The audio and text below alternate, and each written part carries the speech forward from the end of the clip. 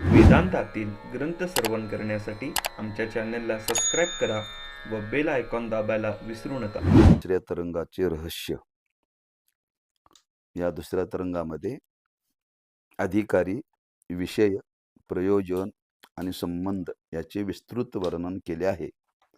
त्यातील विचार करण्यासारखा मुद्द्याचा एक दोन गोष्टीचा विचार कर्तव्य आहे. म्हणजे पहिल्या तरंगामध्ये जो लक्षणाचा विचार मांडला, अधिकारी कोण, त्या ग्रंथाचा प्रतिपाद्य विषय काय, त्याचं फल काय आणि त्या फलाचा आणि ग्रंथाचा संबंध काय, अधिकारी आणि फलाचा संबंध काय, हाच विचार लक्षणातून पहिल्या तरंगामध्ये सांगितला. त्याचा विस्तार दुसऱ्या तरंगामध्ये केला. करत असताना त्याच्यातून आणखी काही थोडासा वर्माचा विचार आहे, तो थोडासा या रहस्यामध्ये सांगितलेला आहे. अधिकार विचार मांडत असताना जगात जितके व्यवहार चालू आहेत ते सर्व अधिकारानुरूप चालू असतात. निदान तसे असणे अवश्य आहे. ही गोष्ट निर्विवाद आहे. राज्य शकट चालविण्यास तितक्या योग्यतेचा पुरुष असेल तर तो राज्य शकट चालवण्याचा अधिकारी. प्रपंच चालविण्यास व्यवहार चतुर पुरुष अधिकारी. शास्त्रीय बोध लावण्यास त्या जातीची बुद्धी लागते तशी ज्याची असेल तो त्याचा अधिकारी. छापकाने चालविण्यास त्यातील वाकपगार मनुष्य. कपडे शिवण्यास शिंपी, वस्त्रे विणून तयार करण्यास कोष्टी, भांडी तयार करण्यास कासार, रांजण मडकी करण्यास कुंभार अधिकारी. याप्रमाणे प्रत्येक व्यवहारात ते कार्य करण्याचे भिन्न भिन्न अधिकारी आपण पाहतो. अनधिकारी माणसाने एखादा व्यवहार केल्यास त्या व्यवहाराचे योग्य फल प्राप्त त्यास होत नाही, असा अनुभव आहे. त्याचप्रमाणे वेदांत शास्त्राचा विचार करण्याचा अधिकार कोणाचा याविषयी या तरंगात विचार केलेला आहे. म्हणजे कोणतंही कार्य करायचं असेल तर त्याला अधिकारी लागतो, असे एकंदर चित्र आहे जगाचं. जगाच्या पाठीवरती कुठेही जा, कोणतंही कार्य करायचं असेल तर ते कार्य करण्याकरता अधिकार, सामान्य व्यवहार असो विशेष व्यवहार असो, आपण अधिकाराचा विचार आहे. किंबहुना पोट भरण्याकरताही जे काम करायचं आहे त्यालाही अधिकाराचा विचार केलेला आहे. इतर उद्धाराचा विचार चाललेला आहे, तर उद्धाराकरता सुद्धा अधिकारी कोण लागतो हा विचार शास्त्रकारांनी केलेला आहे. म्हणजे पोट भरण्याकरता जे कर्म करावं लागतं ते कर्म करण्याकरता जर अधिकार लागतो, इथं तर उद्धाराचा प्रश्न आहे. तेव्हा अधिकाराचा विचार करावाच लागेल आणि करणं आवश्यक आहे. व्यवहारामध्ये जर अधिकाराचा विचार करण्याकरता लागतो, उदाहरणार्थ गाडी चालवायची आहे, गाडी चालवण्याकरता अधिकार लागतो, लायसन. शिकवण्याकरता अधिकार लागतो, त्याला MA BEd व्हावं लागतं. रोग्याला तपासण्याकरता अधिकारी लागतो, त्याला MBBS डॉक्टर व्हावं लागतो. म्हणजे तो त्यात अधिकार निष्णात असल्याशिवाय ते कार्य होत नाहीये. त्याच न्यायाने वेदांत शास्त्रामध्ये सुद्धा हा अधिकाराचा विचार केलेला आहे. प्रारब्ध प्राप्त असलेल्या स्थितीत ब्रह्मज्ञानी पुरुषाशिवाय कोणाचे समाधान नसते. सर्वांची इच्छा अशी की आपण प्रस्तुत ज्या स्थितीत आहोत त्यापेक्षा दृष्ट किंवा श्रुत अशा उच्च स्थितीत असावे, अशी इच्छा मनुष्य मात्राचीच आहे असे नाही.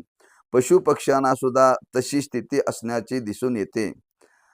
आणि मग ज्याने जी स्थिती उच्च ठरवली असेल आणि तिच्या प्राप्तीचा जो उपाय त्यास योग्य वाटेल त्या उपायांचा तो अवलंब करीतो. त्याप्रमाणे यावदायुष्य त्या साधनाच्या परिश्रमात जाते.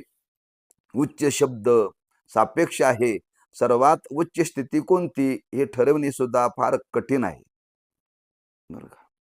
म्हणजे आज प्राप्त स्थितीमध्ये समाधानाने कोणीही राहू शकत नाही. एक जगाच्या पाठीवरती ब्रह्मज्ञानी पुरुष राहू शकतो. प्रारब्ध कोणाला बदलता येत नाही. ब्रह्मज्ञान झालं म्हणून प्रारब्ध बदलत नाही, बरं का. त्याला त्याचं ज्ञान होत की स्वस्वरूपाचं यथार्थ ज्ञान झाल्यानंतर जे प्रारब्ध वशामध्ये आहे त्याप्रमाणे ते भोगणं, याच्या पलीकडे आपल्याला काहीही करता येत नाही. हे त्याला पक्क ज्ञात झाल्यामुळं, त्याचा निश्चय झाल्यामुळं प्रारब्ध वशामध्ये जसे दिवस येतील त्या स्थितीमध्ये तो आनंदाने असतो. कोण? एक ब्रह्मज्ञानी पुरुष. हे सोडले तर जगाच्या पाठीवरती कोणीही तशा अवस्थेमध्ये राहू शकत नाही. प्रत्येकाला काहीतरी विशेष मिळावं असं वाटतं. प्रत्येकजण आपल्या आपल्या परीनं हे योग्य असं ठरवतो. या क्षेत्रामध्ये हे मिळवलं की मी मोठा झालो, त्या क्षेत्रामध्ये ते मिळवलं की मोठा. असं प्रत्येकाने आपल्या आपल्या बुद्धीच्या परीनं आपलं स्वतःच मोठेपण लोकांनी ठरवलेलं आहे, बरं का. म्हणून ग्रंथकर्ते सांगतात, सर्वात उच्च स्थिती कोणती हे ठरवणे सुद्धा फार कठीण आहे. का कठीण आहे? आपण त्याचा मागे विचार करून आलो. मनुष्याला मानवी जीवनाचं काय प्राप्तव्य आहे खरं हे अजून कळालेलंच नाही ना. काय प्राप्तव्य आहे, काय जीवनामध्ये मिळवायचं आहे, काय जीवनामध्ये अंतिम साध्य काय, अंतिम साध्य काय हे जीवाला अजून माहिती नाही. हे जोपर्यंत माहिती होत नाही तोपर्यंत प्रत्येकजण आपल्या आपल्या परीने आपली उच्च स्थिती ठरवतो. आणि हे माहिती होणं कठीणच आहे का? शास्त्र श्रवणच नाही, शास्त्र श्रवणच नाही. शास्त्र श्रवण झाल्याशिवाय तुम्हाला हे कळणारच नाही ना. वर्तमानपत्र वाचून हे कळत नाही. चौकात गप्पा मारून हे कळत नाही. म्हणून प्रत्येकजण आपल्या पद्धतीनं जरी उच्च स्थिती ठरवत असला तरी ती सापेक्षच आहे, निरपेक्ष नाहीये. याच्यापेक्षा तो मोठा, त्याच्यापेक्षा तो मोठा. म्हणून त्यांनी उदाहरण दिलेलं आहे. महिना 10 रुपये प्राप्तिवान 20 रुपयाच्या प्राप्तीस उच्च स्थिती मानतो. म्हणजे जो महिन्याला 5,000 रुपये मिळवतो, काही माणसं महिन्याला 10,000, हे तो मोठा आहे बरं का. इथं त्यांनी 10 रुपयाप्रमाणे पूर्वीच्या मानाने सांगितलेलं आहे. आता 10 रुपयाला काही किंमत नाहीये. 10 रुपयाला काय किंमत नाही.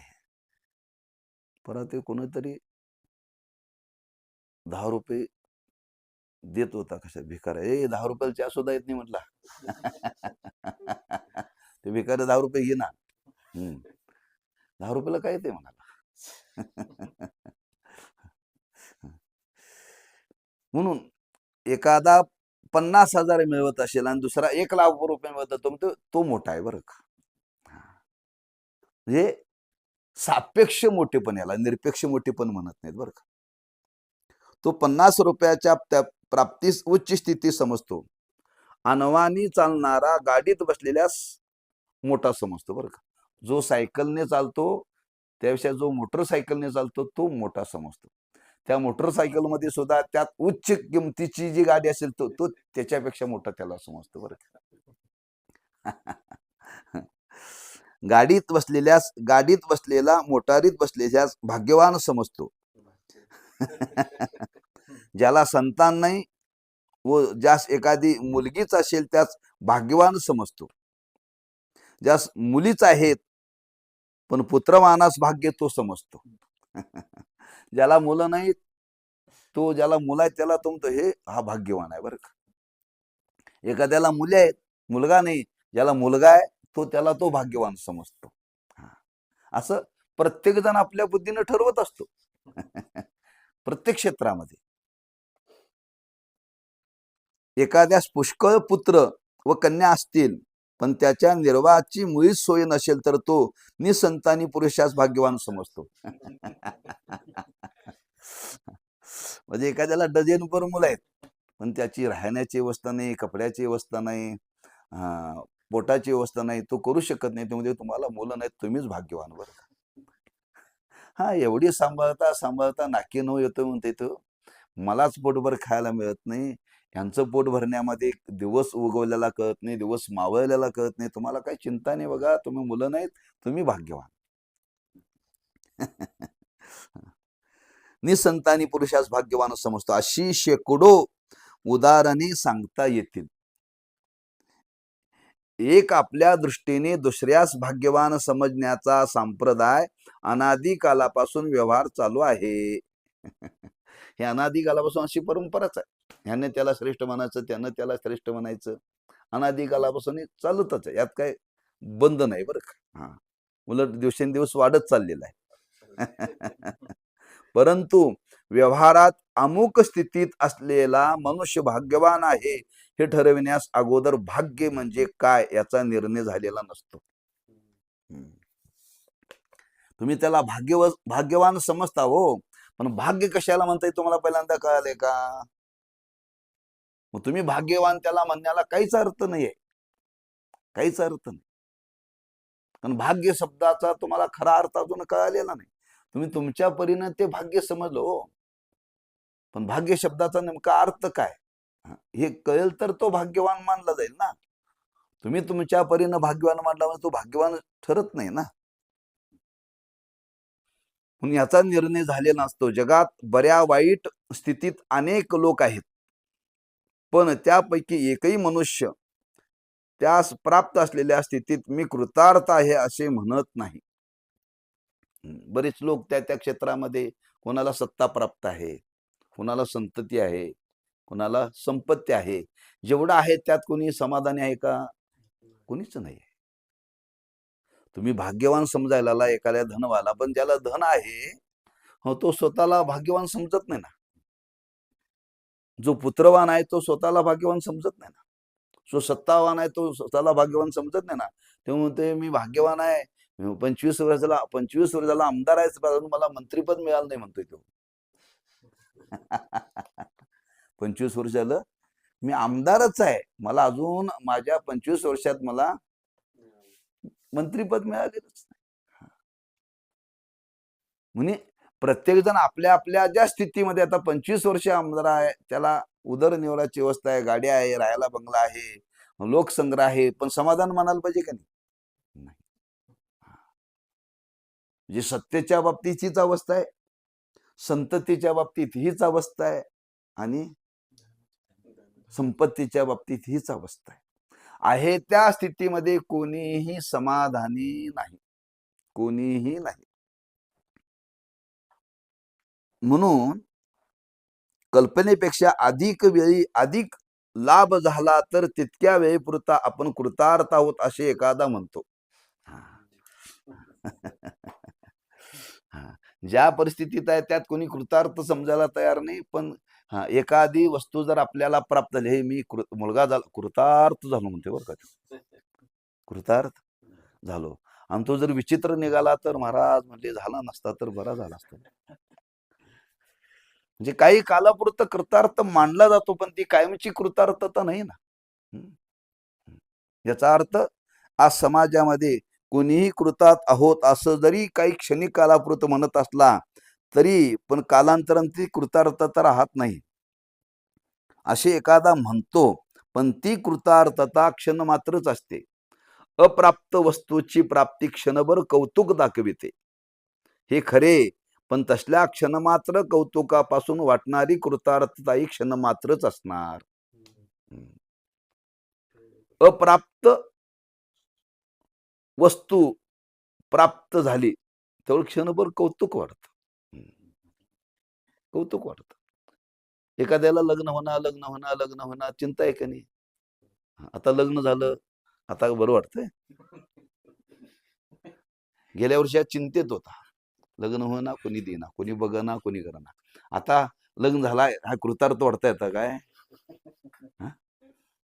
एकदा झालं बा, लग्न झालं, एकदा कृतार्थ वाटलं हो, पण आता ती आहे का अवस्था? नाही. का म्हणजे महाराज 1 वर्ष लग्न झालं, अजून काय पाळणा हाणण्याची लक्षणं दिसणार.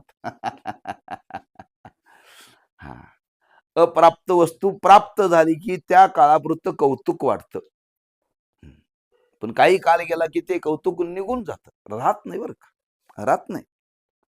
ज्या कृतार्थेनंतर कर्तव्य राहत नाही आणि जिच्या प्राप्तीनंतर प्राप्तव्य राहत नाही, तीच खरी कृतार्थता आणि तीच खरी प्राप्ती असे म्हटले पाहिजे. सिद्धांत सांगितलं. हा, जे जीवनामध्ये प्राप्त केल्यानंतर आता प्राप्तव्य शिल्लक राहत नाही बरं का, काही मेवाचं शिल्लक राहत नाही, अशी अवस्था ज्या दिवशी प्राप्त होईल त्या दिवशी कृतार्थ समजावं. कृतकृत्य झालो, इच्छा केली ते पावलो. तुका म्हणे आता उरलो उपकारा पुरता, आता निश्चिंतेने पावलो विसावा, खुंटलिया धावा तृष्णेचे. असं कुणी आतापर्यंत व्यवहारामध्ये म्हणतं का?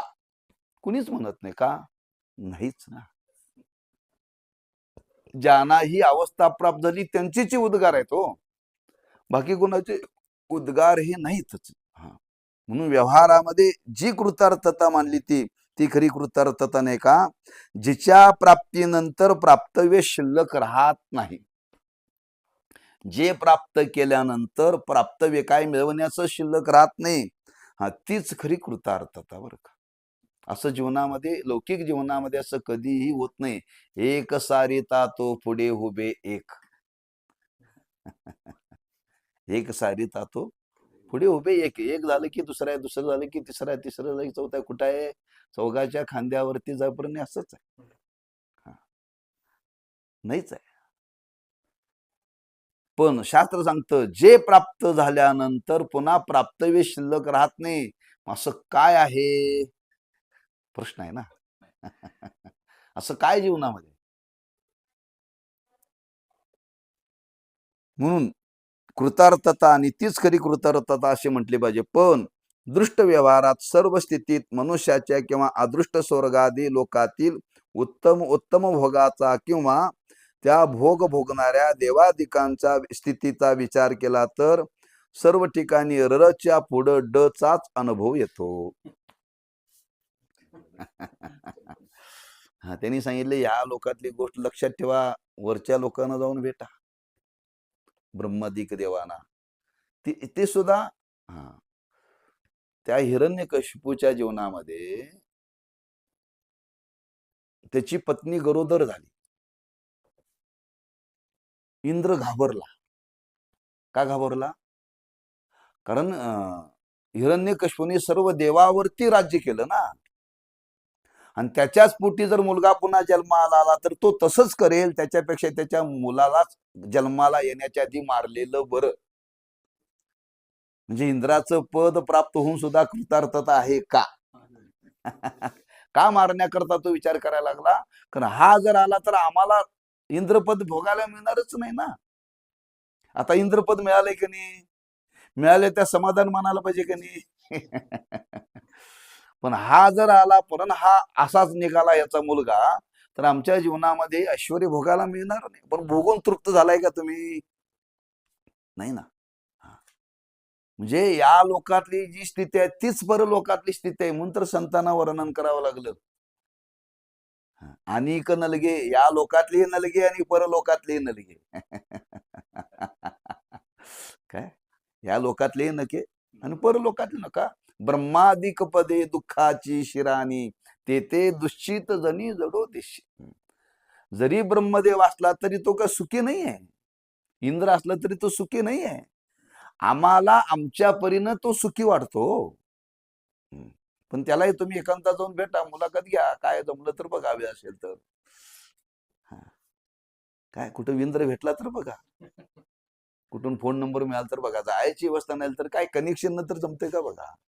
काय कसं काय इतके वर्ष राज्य केलं, काय तुम्हाला कसं काय वाटते सांगा. म्हणजे आम्ही त्या मार्गाने येतो, आम्ही ते भोगू नाहीच ना.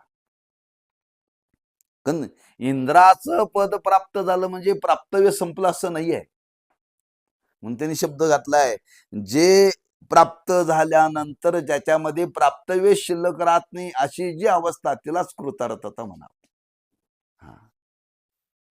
जी इंद्राधिक देवापरी सुद्धा ही अवस्था नाहीये, लक्षात ठेवा.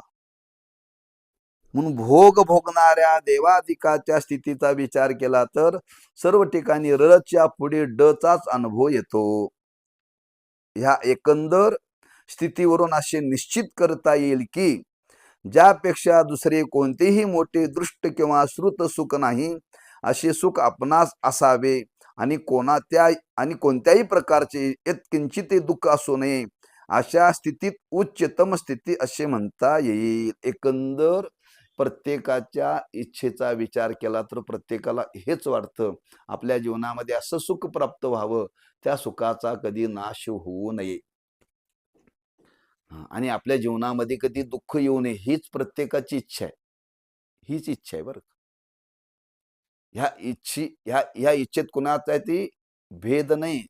प्रत्येकाला असंच वाटतं सुखाचा कधी नाश होऊ नये आणि दुःख कधी येऊ नये.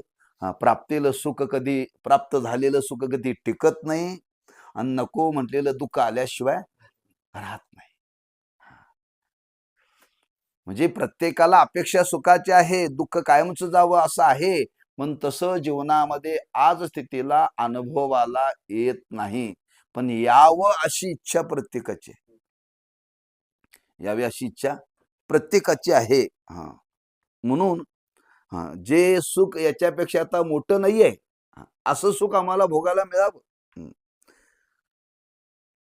अशा स्थितीत उच्चतम स्थिती असे म्हणता येईल. कारण ह्याच स्थितीत जीव मात्राच्या सर्व इच्छांचा अंतर्भाव होतो. ही उच्चतम स्थिती आपण अनुमानाने निश्चित केली खरी, परंतु अशा प्रकारची स्थिती आहे की नाही अथवा असणे संभवने आहे की नाही, असल्यास त्या स्थितीच्या प्राप्तीची साधने काय याचे ज्ञान मनुष्य बुद्धी स्वभावता असलेले दिसत नाही व असणे शक्यही नाही. अभाव सांगितला. अभाव. मनुष्य पद्धतीने विचार करतोय आपल्या जीवनातलं सुख प्राप्त झालेलं नाश होऊ नये आणि दुःख कधी येऊ नये असं प्रत्येकाला वाटतं. एक अनुमान आपण जीवनामध्ये केलेलं आहे. पण असं होऊ शकतं का, हे संभवनीय आहे का, आणि असेल तर ते प्राप्त करण्याकरता तशी साधनं काय आहेत का, असं कधी माणसं त्याच्याकरता विचार करण्याकरता प्रवृत्तच नाही. फक्त इच्छा आहे हे सुखाचा नाश होणे, दुःख होणे.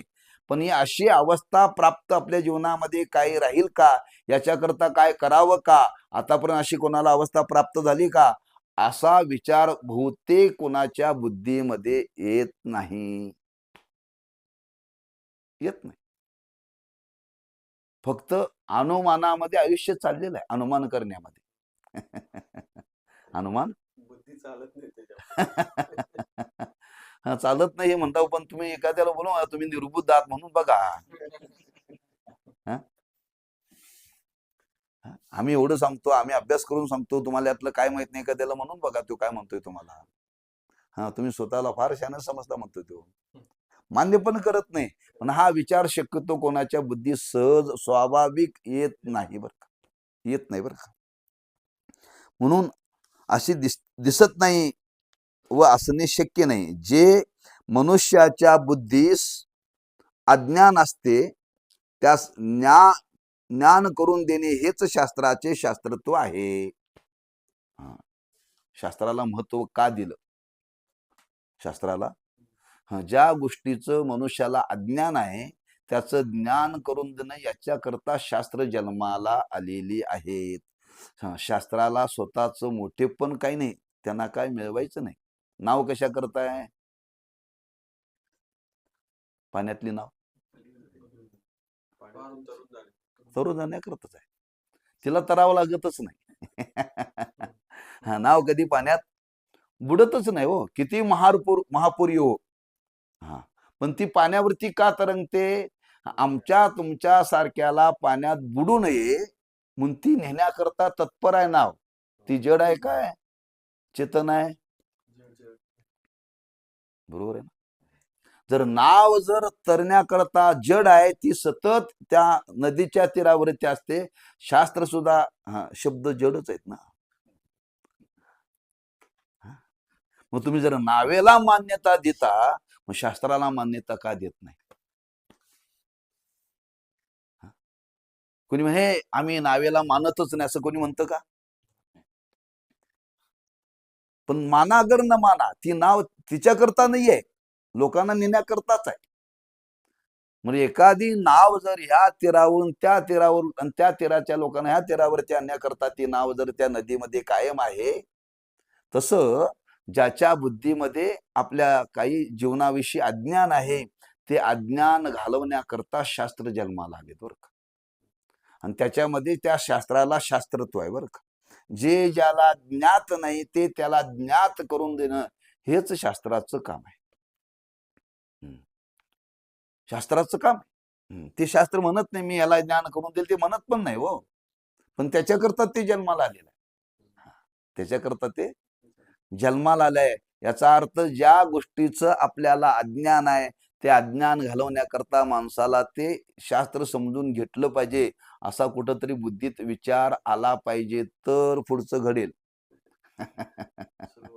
आम्ही जाग्यावरती, शास्त्र जाग्यावरतीच. आपणही जाग्यावरतीच, शास्त्री जाग्यावरतीच. का विचारच आपल्या बुद्धीमध्ये नाही. वेदांत शास्त्र अशा प्रकारची उच्च स्थिती असण्याचे सांगून त्या स्थितीसच मोक्ष असे म्हणतात. अशी जी उच्च स्थिती आहे त्या स्थितीलाच वेदांत शास्त्राने मोक्ष ही संज्ञा दिलेली आहे.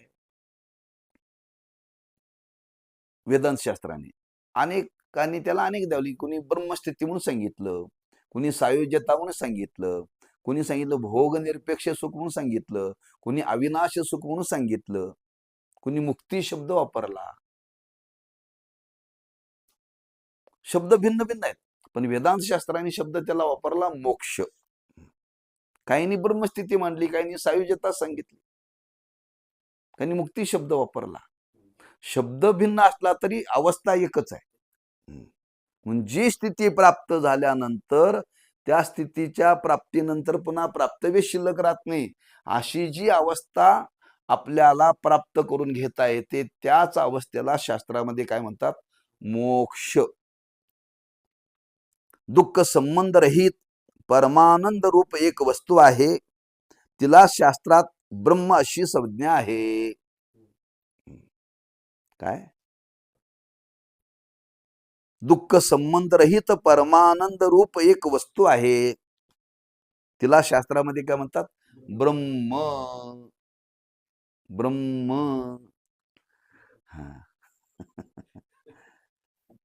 लोक म्हणतात आम्ही ते कधी पाहिलेलं नाही, कधी ऐकलेलं नाही. ती पाहण्याची वस्तूच नाही आहे, ती वस्तू अनुभवाची आहे.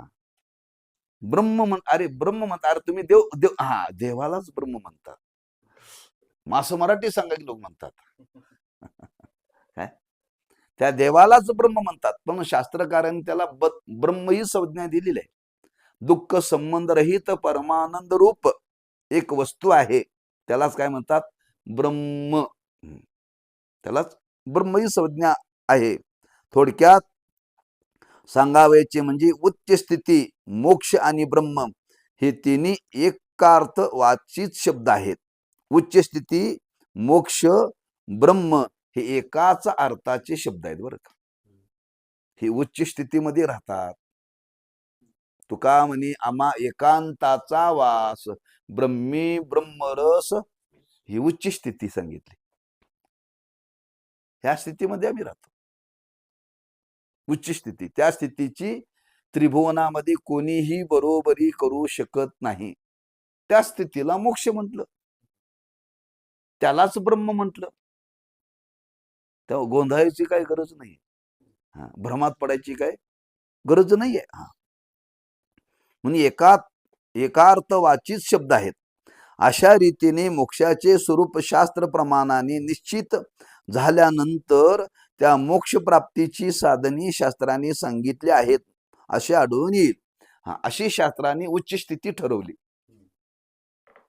जीवाला माहिती नाही, जीवाला अपेक्षा आहे दुःख संबंधित सुख प्राप्त व्हावं, पण शास्त्राने त्याच अवस्थेला काय सांगितलं? उच्च स्थिती, मोक्ष, त्यालाच ब्रह्म म्हणतात असं शास्त्राने ठरवलं.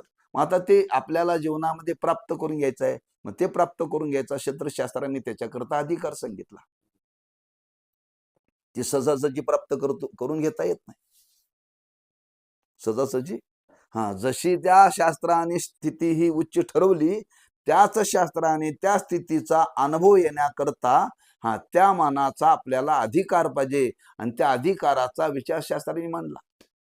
शास्त्राने विचार मांडला. निश्चित ती स्थिती निश्चित झाल्यानंतर त्या मोक्ष प्राप्तीची साधने शास्त्राने सांगितली आहेत असे आढळून येते. स्थिती शास्त्राने सांगितली आणि त्याच्या प्राप्तीकरता जे साधन करावं लागतं ते शास्त्राने साधन निश्चित ठरवलं बरं का. अर्थात त्या मोक्षाची ज्यास इच्छा असेल त्याने त्याच्या प्राप्तीकरता साधन सामुग्रीचा संग्रह करणे अवश्य आहे. आता हे ज्याला कळालं ही जीवनातली उच्च स्थिती आहे. याच्यापेक्षा स्थिती आता विश्वामध्ये कुठली नाहीये. आता ही आपल्याला प्राप्त करून घ्यायची आहे आणि ही प्राप्त करून घेण्याकरता आपण या साधनाचा अवलंब केला पाहिजे असं एखाद्याने ठरवलं आणि तो त्याच्यामध्ये प्रवृत्त झाला. त्या साधनाकरता तो मिळवण्याकरता तो प्रवृत्त झालेला आहे. साधन सामुग्री म्हणजे ज्याने या जन्मी किंवा पूर्वजन्मी विहित धर्मानुष्ठानाने अंतकरण शुद्धी व उपासनेने अंतकरणाची स्थिरता संपादन केली आहे आणि आत्मज्ञानाची इच्छा असून विवेक वैराग्य समाधी षटक आणि मुमुक्षत्व ज्यास प्राप्त आहे तोच या वेदांत शास्त्र विचाराचा अधिकारी आहे असे अधिकाराचे लक्षण सांगितले आहे. अशी साधन संपत्ती ज्याच्याजवळ नसेल तो या वेदांत शास्त्राचा अधिकारीच नाही. ही स्थिती ठरल्यानंतर साधन सांगितली आणि ते साधन कशा पद्धतीने जीवनामध्ये करावं ते शास्त्राने वर्णन केले. अंतकरणाची शुद्धता आणि अंतकरणाची स्थिरता. अंतकरणाची शुद्धता होण्याकरता काय केलं पाहिजे? निष्काम कर्माचं अनुष्ठान केलं पाहिजे आणि स्थिर होण्याकरता निष्काम उपासना केली पाहिजे. असं करून ही संपादन केली आणि त्याच्यानंतर मग विवेक पाहिजे, वैराग्य पाहिजे, समाधी षटक संपत्ती पाहिजे आणि मुमुक्षत्व पाहिजे. हे सर्व ज्या गोष्टीचा ज्याने संग्रह केला तोच या स्थितीला प्राप्त होऊ शकतो. तोच या स्थितीला प्राप्त होतो. एरवी कोणीही प्राप्त होत नाही. का? तो अधिकारी ठरला. असा अधिकारी असेल तर त्याला अवस्था अनुभवता येते. असा अधिकार नसेल तर त्याला अनधिकारी म्हटलेला आहे. असं शास्त्राने हा विचार आपल्या उच्च स्थितीच्या संबंधाने आपल्याला सांगितलेला आहे. एक विचार सांगितलेला आहे. एवढा पुरे का पुढे वाचायचं?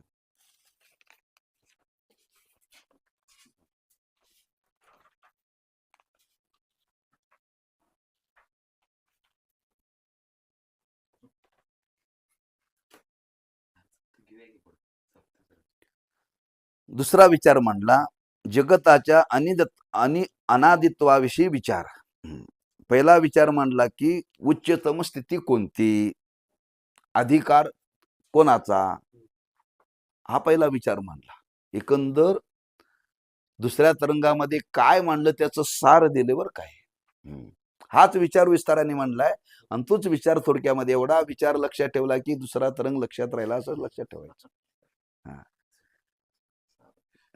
नाही का? तात्पर्यम पकडतव्यम. आणखी दुसरा विचार यातला एक सार रूपाने सांगितलेला. जगताविषयी अनादित्वाविषयी विचार सांगितलेला. जगताच्या अनादित्वाविषयी काही लोकांचे म्हणणे असे आहे की जगाला केव्हा तरी आरंभ असलाच पाहिजे. हे म्हणणे साधारण मनुष्यबुद्धीच्या आटोक्याबाहेरचे नाही. ते कोणाशी कबूल करावे लागेल यात काही शंका नाही. तुम्ही जगताचं अनादित्व सांगता, जगताचं अनादित्व सांगता तर ते कोणी म्हणेल याला आरंभ कधीतरी मानावं लागेल ना. हे कोणी विचारू शकेल. विचारणं काय चुकीचं नाहीये. पण कधी आरंभ झाला याचा निश्चित तुम्ही विचार मांडणार कधी? ज्या अर्थी या जगताची उत्पत्ती झालेली आहे, म्हणजे उत्पत्ती झाली म्हणजे कधीतरी त्याचा आरंभ झालाय ना. पण तो आरंभ कधी नेमका झाला हे सांगता येत नाही. त्यालाच अनादित्व म्हटलं जातं बरं का. पण काही लोक म्हणतात अहो कधी तर आरंभ झालेला असेल ना, सांगा ना. आरंभ सांगता येत नाही. काल विचार सांगितला कीर्तनामध्ये, पाण्याचं आरंभ सांगता येतो, समुद्राची पातळी कुठून कुठपर्यंत सांगता येतं, पृथ्वी कुठून कुठपर्यंत सांगता येतं, पण आकाश कुठून कुठं आहे सांगता येत नाही. एवढा प्रभू भावे देवाचं वरण, देवाचं जिथं आकाशाचे स्वरूप सांगता येत नाही, आकाशाची उत्पत्ती सांगता येत नाही, पंचभूताच्या उत्पत्ती सांगण्याकरता जर मती बंद कमी पडते, तर देवाच्या स्वरूपाविषयी तुम्ही काय सांगणार असा विचार सांगितला. तुम्ही आकाश इथं कुठं ते एकल्यासारखं वाटतंय, तुम्ही पुढं पुढं जाते, पुढं पुढं दिसतंय बरं का. हा, जर आकाशाची उत्पत्ती कुठं टेकलेलं आहे, कुठून सुरुवात झाली सांगता येत नाही. पाणी सांगता येतं कुठून, जमीन सांगता येते, पण आकाश सांगता येत नाही. मग आकाश सांगता येत नाही तर जगताच्या उत्पत्तीचं तुम्ही स्वरूप सांगणार कसं. जिथं सांगता येत नाही त्याला अनादित्व हे दिलेलं आहे. पण काही लोकांच्या मनामध्ये, हा बुद्धीमध्ये विचार येतो, याला आरंभ असला पाहिजे. उत्पत्ती मांडली म्हणजे प्रथमच्या जगताच्या उत्पत्ती संस्कार कारण कुठून आणणार, ही लोकांची सरळ शंका आहे. तिचे समाधान काय, तर म्हणे जगत अनादि आहे, हे समाधानकारक उत्तर नाही. एखाद्याने विचारत, तुम्ही जगत अनादि म्हणता, पण याचा विचार करता सांगितलं, ह्याला काहीतरी पहिल्यांदा कर्माचा संबंध आहे. ज्यावेळी जगताचा आरंभ झाला त्याच्यापूर्वी काय कर्म नव्हतंच ना, त्याच्यापूर्वीचं कर्म तुम्ही आणलं कुठून कर्म. आता पण जन्माला का आलो, मागचं कर्म होतं म्हणून. त्याच्या मागच्या जन्मात का आलो, त्याच्या मागचं होतं म्हणून. असं कुठंपर्यंत जा, माग जा. पण ज्या दिवशी पहिला जन्म झाला त्या दिवशी कुठं कर्म होतं, तेव्हा हे उत्तर समाधानकारक वाटत नाही, असं शंका निर्माण करून गेली. असं शंका प्रत्येकाच्या मनामध्ये येणं संभवून आहे. बुद्धिवानाला बुद्धीच्या द्वारे केवळ याचा विचार करायला लागलो तर समाधान त्यात वाटत नाही असं प्रत्येकाला वाटतं. उत्तर नाही. ज्यावेळी वेदांत्यांना अशा प्रकारची शंकाचे समाधान करता येत नाही, त्यावेळी मुस्कट दावीची उत्तरे वेदांती देत असतात. वेदांत ज्ञानी म्हणजे पूर्ण ब्रह्मज्ञानी वाटेल तसे आचरण का करतो. पहिला त्यांनी विचार म्हणलेला आहे की असं काही उत्तर देताना याल की वेदांत शास्त्रवाले सांगतात हे अनादि मानावं लागतं, अनादि आणि अनादि मानावं लागतं, आणि असं आम्हाला बळजबरी मग सांगतात आणि उत्तर देऊन बाजूला होतात, पण आमचं त्या समाधान होत नाही ना, असं एक विचार मांडलेला आहे एकंदर समाजाला धरून. दुसरा विचार असा मांडलेला आहे की वेदांत ज्ञानी म्हणजे पूर्ण ब्रह्मज्ञानी वाटेल तसे आचरण का करतो. त्याला उत्तर त्याचे प्रारब्ध तसे आहे म्हणून. निर्विकार ब्रह्माच्या ठिकाणी जगत उत्पत्तीचा विकार कसा उत्पन्न झाला, त्याला पुन्हा उत्तर अनादि मायेने, अनादि प्रारब्ध माया ही उत्तरे देणे म्हणजे पर्यायाने याचे उत्तर आम्हाला सांगता येत नाही, पण याचे पुढे तुम्ही काही बोलू नये असे सांगण्यासारखे आहे. यापेक्षा याचे उत्तर आम्हाला देता येत नाही असे आपले अज्ञान कबूल करणे चांगले, पण असा तोंड दाबून बुक्क्याचा मार नको. संयुक्तिक उत्तराचे आम्हास आशा आहे, याचे समाधान असे की. एक पूर्व पक्षाचा इथं विचार मांडलेला आहे. काही आपल्याला त्याची उत्तर मिळाली की लोक म्हणतात बळजबरीनं मुस्कट जावीनं हे उत्तर देतात, त्यात आमचं समाधान होत नाही. असं यांनी उत्तर दिलं पाहिजे की त्यात आमचं समाधान झालं पाहिजे. त्यांनी शंका निर्माण केलेल्या ह्या झालेल्याच आहेत, पण ह्याचंही समाधान नेमकं अजून झालेलं नाही समाजामध्ये. तेव्हा त्याचं समाधान होईल असं उत्तर त्याने आपल्याला दिलं पाहिजे. जोपर्यंत संप्रदायपूर्वक शास्त्र विचार केला नाही तोपर्यंत अशा शंका येणारच. पहिलं उत्तर आहे शास्त्र संस्काराचा अभाव. शास्त्र संस्काराचा, आपल्याला शास्त्र म्हणजेच पहिल्यांदा काय माहिती नाही, देव म्हणजेच काय माहिती नाही, धर्म म्हणजेच काय माहिती नाही का? संस्कारच नाहीत तेव्हा सांगितलेलं पटेल कसं हो? हा, ते पटण्याकरता कमीत कमी संस्कार पाहिजेत का नाही? नेमका धर्म काय आपला? नेमकं शास्त्र आपलं काय? का कधी वाचलेलं नाही? घरात कधी त्याच्याविषयी चर्चाच नाही. घरात कोण चर्चा करतं उठल्यापासून झोपेपर्यंत? हा धर्म आहे, हे शास्त्र आहे, ह्याला देव म्हणतात. कोण गप्पा मारतं घरात? नाही. आज भाजी काय करायची? हं? आज कुठं जायचं? आज कुठली कपडे घालायचे? उदरनिर्वाहाच्या पलीकडे जीवनामध्ये विचार कोणी करायला तयार नाही. हं. करायला तयार नाही. हां. कोणावरती संस्कारच नाही, त्याच्याविषयी कोणी बोललंच जात नाही. आणि या संस्काराचा अभाव असल्यामुळं अशा शंका येणं शक्य आहे. शक्य आहे. हां. शास्त्र संस्कार जर त्याच्यावरती असेल तर शंका येऊ शकत नाही ना. येऊ शकत नाही. आम्ही शास्त्र शिकायला मुलाला घालतो का पोट भरायची विद्या शिकण्याकरता मुलाला घालतो? हां. आता शास्त्र शिकायला तुम्ही किती आलायसा? 40,000 मधले 4 आलायसा.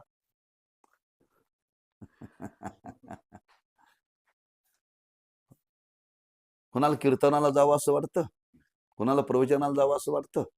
लोक म्हणतात याचं काय आपल्या जीवनामध्ये फायदा? कीर्तन ऐकून काय पोट भरणार आहे?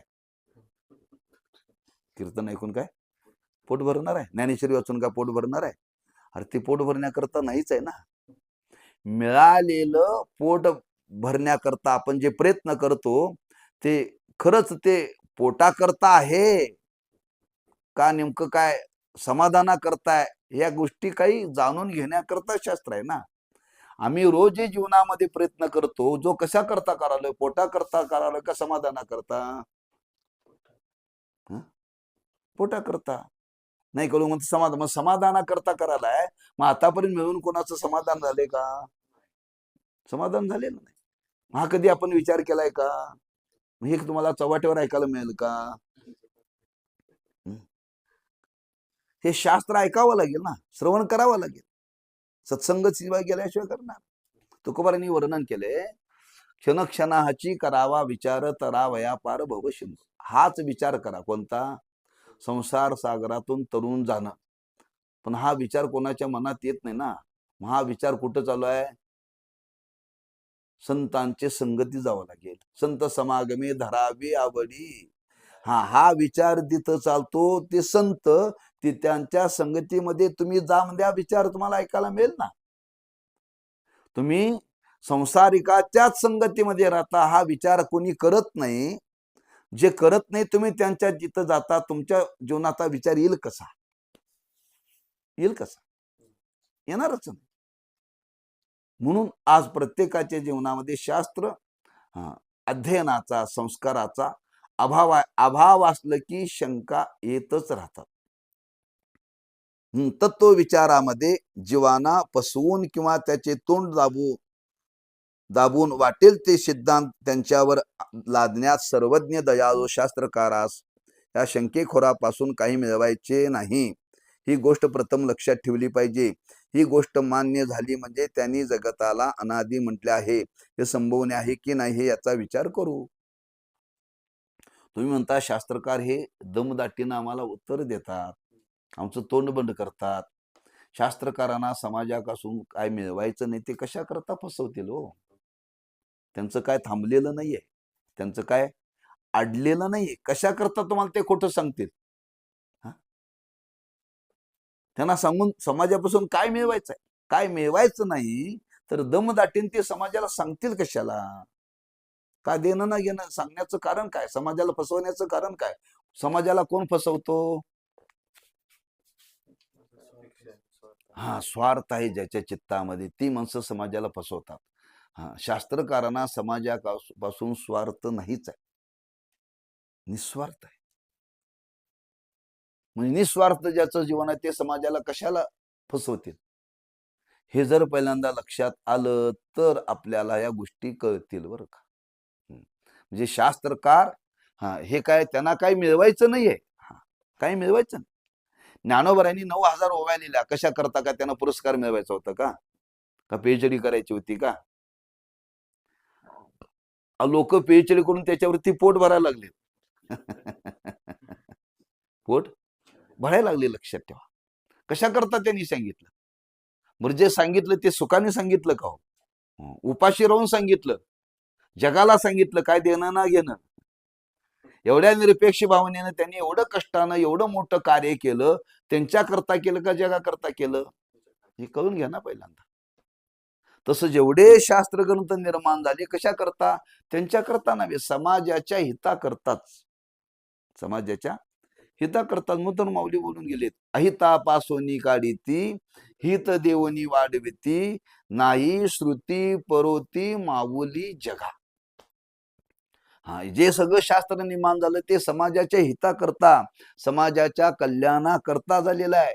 हा पहिल्यांदा आपल्या मनामध्ये विचार आला पाहिजे, म्हणजे शंका राहणार नाही बरं का. म्हणून त्या संबंधाने इथं विचार आपल्याला पटवून देतात. शंकाकारास प्रथम आम्ही असे विचारतो की कोणत्याही पदार्थाची उत्पत्ती होते तेव्हा त्या पदार्थोत्पत्तीच्या पूर्वी त्या पदार्थाचे सूक्ष्म रूप असणे अवश्य आहे की नाही? ग्रंथकर्त्यांनी प्रश्न विचारला. ज्याला शंका आहे अनादित्वाविषयी, जगताच्या काही शास्त्राविषयी शंका आहेत, त्यांनी पहिला प्रश्न केला, जो पदार्थ पहिल्यांदा उत्पन्न होतो त्या उत्पत्तीच्या पूर्वी काय त्या पदार्थाचे संस्कार असतात की नाही? असतात की नाही हे आमचं पहिलं त्याला विचारण आहे. नाही असे म्हणाल तर कार्य उत्पन्न होणे शक्य नाही. आणि पूर्वी काही नसताना जर कार्य उत्पन्न होते असे मानले तर माती वाचून घट झाला पाहिजे, दुधा वाचून दही झाले पाहिजे. त्यांनी उदाहरण दिलं. पूर्वी त्याला काही कारण नाही मानलं तर तो पदार्थ निर्माण होणार नाही. आता मातीचा घट तयार झाला, माती असेल तर घट ना, दूध असेल तर दही. दही आपोआप तयार झालं का? दही निर्माण होण्याच्या आधी दूध मानावं लागेल. घट तयार होण्याच्या आधी माती मानावी लागेल. ती मांडल्याशिवाय त्याची उत्पत्ती तुम्हाला मानताच येणार. हे मानावंच लागेल तुम्हाला. कारण पूर्वी काही एक नसले तरी कार्य उत्पन्न होते असे तुमचे म्हणणे आहे. पण माती वाचून घट किंवा दुधा वाचून दही झाल्याचे कोणाची पाण्यात नाही. जर घट उत्पत्तीच्या पूर्वी जर माती मानावी लागते, दही निर्माण होण्याच्या आधी जर दूध मानावं लागतं, तर या जगताला सुद्धा काहीतरी तुम्हाला कारण मानावं लागेल ना. अचानक कसं ते निर्माण होईल? आपोआप कसं निर्माण होईल?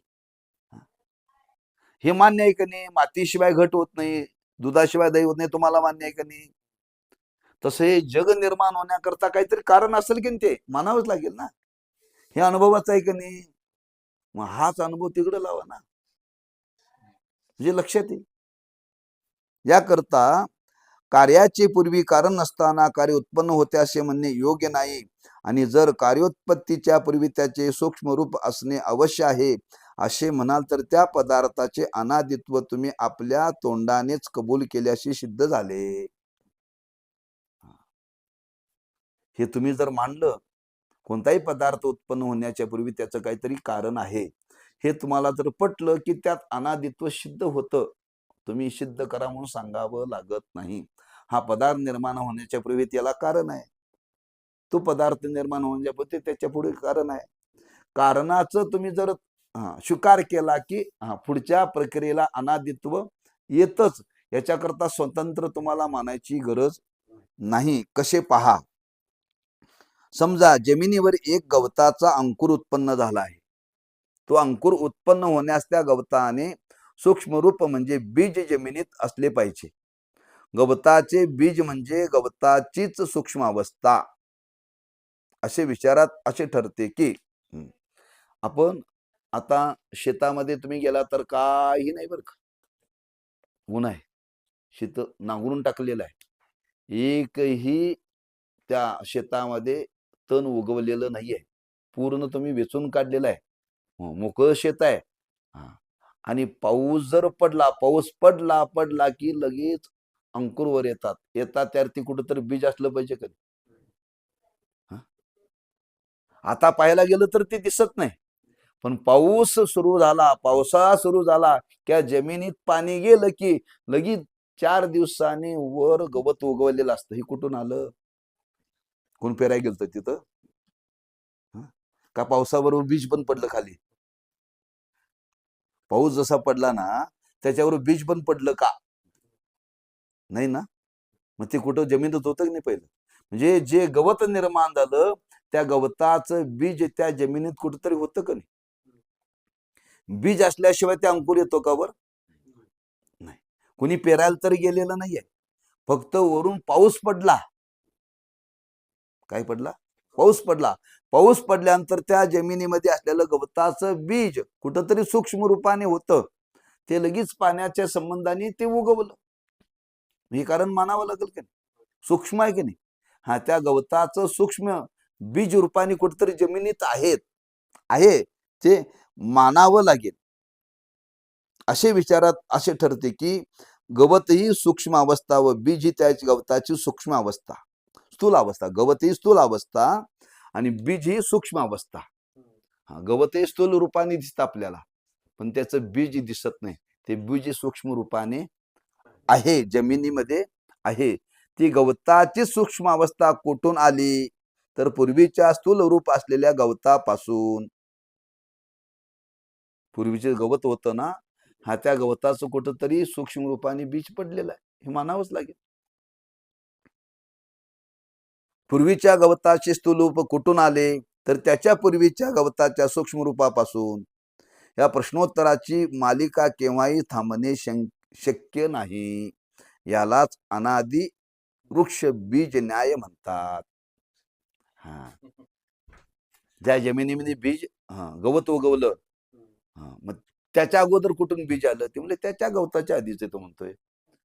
मग त्या गवताच्या आधी बीज कुठे? त्या गवताच्या आधी कुठपर्यंत?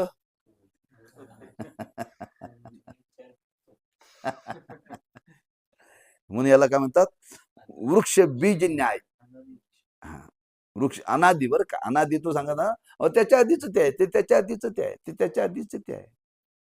ते विनोदाने सांगितलं, एकाने विचारलं, म्हणजे प्रभू रामचंद्राच्या वडिलाचं नाव काय? म्हणलं दशरथ. ते म्हणलं त्याच्या वडिलाचं नाव? ते म्हणलं 11 रथ. त्याच्या वडिलाचं नाव काय? 12 रथ. त्याच्या वडिलाचं 13 रथ. हे कुठंपर्यंत तू विचारत नाही, तो पण असं रथच चालू.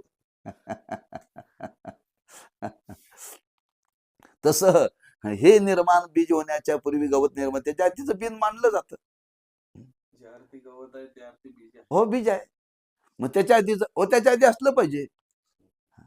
मग त्याच्या आधी पण असलं पाहिजे. तुम्ही सांगताय की नाही? ह्यालाच अनादि म्हणतात. हो, ज्याची उत्पत्तीचा निश्चित काल सांगता येत नाही त्यालाच म्हणतात अनादि. बरं का? निश्चित काल सांगता येत नाही त्यालाच अनादि म्हणतात. याशिवाय दुसरे काही समाधानकारक उत्तर असेल तर विचार करून शंकराचार्यांनी सांगावे, शंकाकारांनी सांगावे. म्हणजे हे तुम्हाला उत्तर दिलं ग्रंथकर्त्यांनी, शास्त्रकर्त्यांनी. आणि हे ऐकूनही तुमचं जर समाधान होत नसेल तर याच्यापेक्षा आणखी काही उत्तर असेल तर सांगा, असं शंकावाल्यालाच ग्रंथकारांनी विचारलं. आम्ही आपले अनादि उत्तर मागे घेऊन तुमचे म्हणणे कबूल करू. तुम्ही सांगेल तर आम्ही मान्य करू. आम्ही तुम्हाला हे उत्तर दिलं, हे उत्तर तुम्हाला जर पटत नसेल तर तुम्ही उत्तर द्या, आम्ही तुमचं ऐकू. आमचंच ऐका असं आग्रह नाही. आमचंच ऐका असं आग्रह नाही, तुमचं आम्ही ऐकू. पण आमची खात्री आहे की वृक्ष बीज दृष्टांतात प्रथम आरंभ बीजाचा आहे की वृक्षाचा आहे, सांगा. असे जर विचारले तर अनादि आहे असे उत्तर देण्याशिवाय दुसरे समाधानकारक उत्तर कोणत्याही चतुर्बुद्धीच्या पुरुषास देता येणे शक्य नाही. त्या वृक्ष बीज न्यायाप्रमाणेच जगत उत्पत्तीची व्यवस्था लावणे अवश्य आहे. तुम्ही काय म्हणता? प्रथमचे जगत उत्पन्न झाले तेव्हा त्याच्या उत्पत्तीचा संस्कार कोठला आणणार? कारण आम्ही प्रथमच्याच जगताबद्दल विचारतो आहे.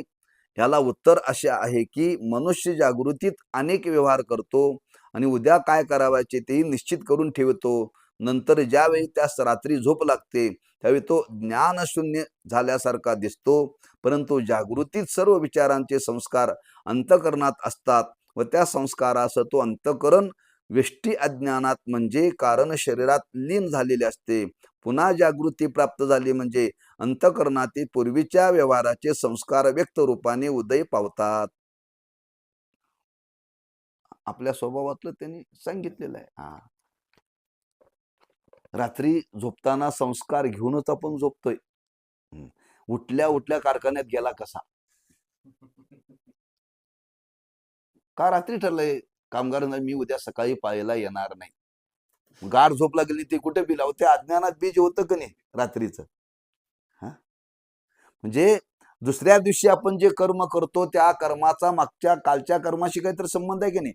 मग रात्रभर ते गेलं कुठं. तुम्ही गाढ झोपेत गेला म्हणजे ते अज्ञानात गेलं ना. आपल्याला झोप लागणं म्हणजे रोजचं मरण आहे, आपलं लक्षात ठेवा. रोजचं मरण आहे. गाढ झोपेत गेल्यानंतर कशाचं स्मरण आहे का आपल्याला? कशाचं स्मरण नाहीये. जसं आपण ज्या दिवशी मरू त्या दिवशी काय स्मरण मागं राहणार आहे का?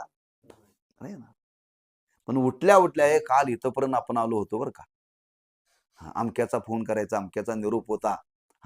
जसं बीज रूपाने काही संस्कार रात्री जातात आणि तेच उठल्या उठल्या त्या कार्याला तुम्ही प्रवृत्त होता का नाही.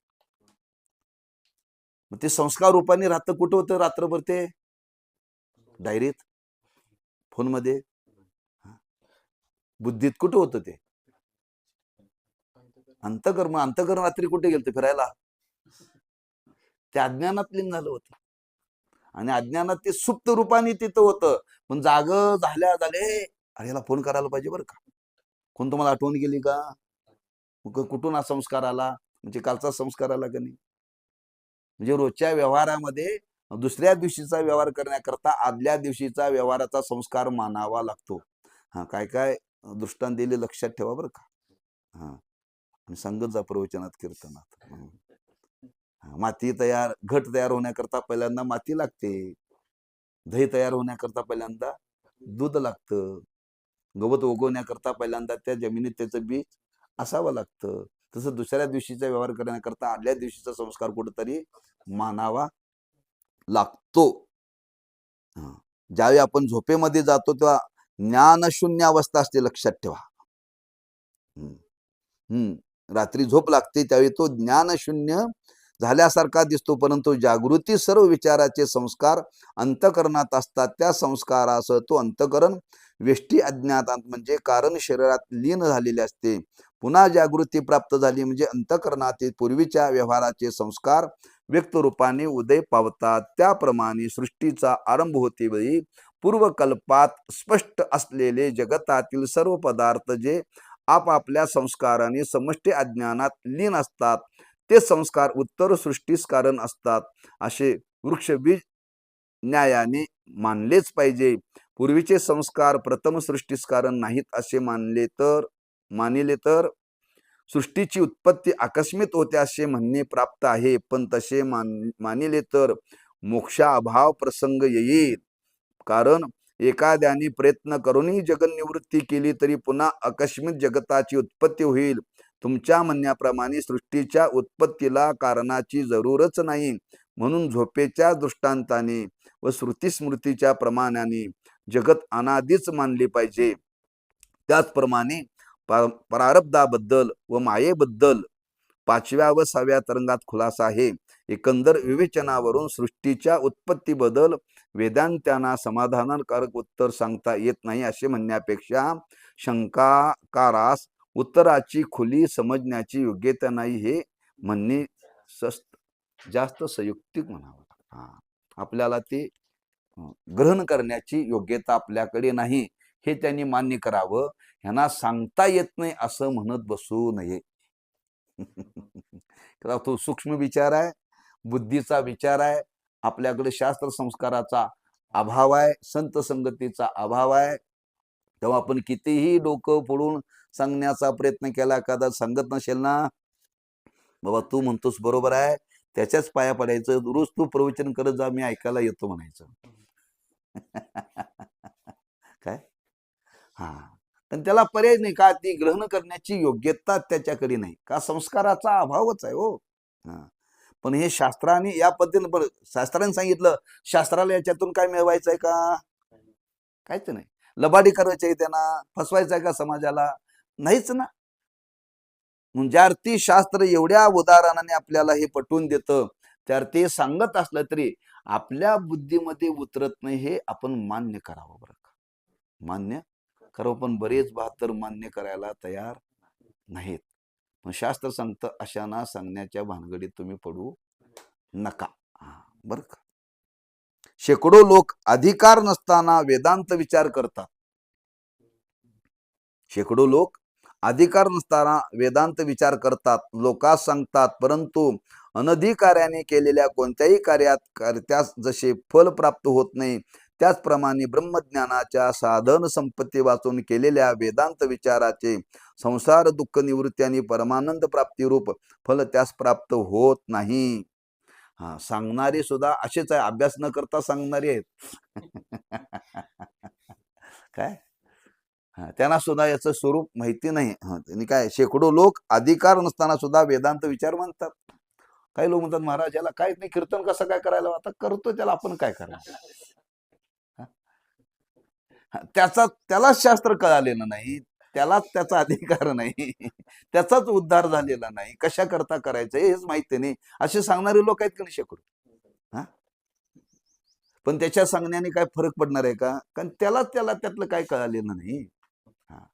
म्हणून फल प्राप्त होत नाही. याचे कारण बहुधा सर्व ठिकाणी विवेकपूर्व वैराग्याचा अभाव सृष्टीत पडतो. आज जरी सांगत असलं तरी विवेकाचा अभाव आहे, वैराग्याचा अभाव आहे, हे आपल्या ध्यानी येतं बरं का. या अधिकाऱ्याच्या निर्णयाने वेदांत शास्त्रावर किंवा शास्त्र प्रवर्तकावर वेदांत अवदाशिन्य आणतो, मनुष्यास दुर्बळ आणि निरुत्साही करून टाकतो. यामुळे देशाचे फार नुकसान होते. या साधू संतांनी आपल्या देशाचे वाटोळे केले. अशा प्रकारचे लोक जे आरोप करतात ते शास्त्र रहस्य न जाणणारा करतात असे स्पष्ट दिसून येईल. कारण ज्यांना व्यावहारिक ऐश्वर्याची प्रबल इच्छा आहे ते वेदांत विचाराचे अधिकारीच नाहीत व त्याचे करता वेदांत शास्त्र निर्माणी झालेलं नाही, हे त्यांनी लक्षात ठेवले पाहिजे. ब्रह्मलोकापर्यंत असणाऱ्या उत्तम भोगाविषयी ज्याला सत्संगतीने विचारपूर्वक तुच्छ बुद्धी म्हणजे वैराग्य झाले आहे, त्याच्या चष्म्यामधून पाहिले तर विषय भोगार्थ किंवा विषय प्राप्त्यर्थ आयुष्य घालवणे म्हणजे मनुष्यत्वाची हानी करून पशुत्व संपादन करण्यासारखे आहे असे दिसले तर त्यास नवल काय. पण हा विरोध अधिकाऱ्याने लक्षण यथार्थ समजले, अधिकाऱ्याचे लक्षण यथार्थ समजले म्हणजे आपोआप नाहीसा होण्यासारखा आहे, म्हणून तात्पर्य सांगणे प्राप्त झाले. म्हणून काही लोक शास्त्रकारावरती आरोप करतात, संतांच्यावरती आरोप करतात. लोक म्हणतात यांना काय कामधंद नाहीत, यांनी हे धंदा सुरू केलाय, असे बोलणारे लोक जवळजवळ हे अनधिकारी आहेत. आणि हे काय करतात, भोगा करता रात्रंदिवस प्रयत्न करतात. यांच्या जीवनात विवेक नाही, यांच्या जीवनामध्ये वैराग्याचा संबंध नाही आहे. आणि विवेक वैराग्य जर असतं तरी असे लोक बोलले नसते बरं का. म्हणून शेवटी काय तात्पर्य शास्त्राचं आहे हे आपण समजून घेतलं पाहिजे. त्याच्याकरता विवेक बुद्धी पाहिजे. केवळ स्थूल बुद्धीचं हे काम नाही आहे. म्हणून जीव ब्रह्मैक्य हा वेदांत शास्त्राचा प्रतिपाद्य विषय असून कारण सवर्तमान सर्व सार दुःख निवृत्ती आणि परमानंद नाम ब्रह्म प्राप्ती हे फल आहे. या दोहोचा 4थ्या तरंगापासून 6व्या तरंगापर्यंत निरनिराळ्या प्रसंगाने विस्तारपूर्वक विचार केलेला आहे. म्हणून याविषयी जास्त विचार करण्याची आवश्यकता नाही. अधिकारी, विषय आणि प्रयोजन नामफल याची सिद्धी झाली म्हणजे संबंधाची सिद्धी सहज होते. पहिल्या व दुसऱ्या तरंगात फक्त अनुबंध चतुष्टयाची सिद्धी केलेली आहे. एकंदर अधिकार कोण आणि फल काय, संबंध काय, या गोष्टीचाच इथपर्यंत विचार केलेला आहे. आणि हे तात्पर्य आपण मुमुक्षुने साधकाने लक्षात ठेवावं. याच्या संबंधाने पुढच्या 4थ्या तरंगात, 5व्या तरंगात, 6व्या तरंगात हाच आणि विस्ताराने अनेक मतमतांचा विचार करून मांडलेला आहे. हा विचार इथं संपलेला आहे. आता तिसऱ्या तरंगाचा विचार आहे. वाक्य वाचू आणि थांबू. श्री गुरु सच्चिदानंदाय नमः. 4 अनुबंध यथार्थ समजून घेऊन अधिकारी पुरुषाने श्रोत्रिय, ब्रह्मनिष्ठ आणि कृपाळू सद्गुरू शरण जाऊन हा ग्रंथ श्रवण व पठन करावा, म्हणजे त्यास मोक्ष साधन जीव ब्रह्मिक ज्ञान प्राप्त होईल. याचा विचार या तिसऱ्या तरंगामध्ये मांडलेला आहे. तो आपण पुढच्या पाठामध्ये बघू. कुंडली वरदारी विठ्ठल श्री ज्ञानदेव तुकाराम विठ्ठल.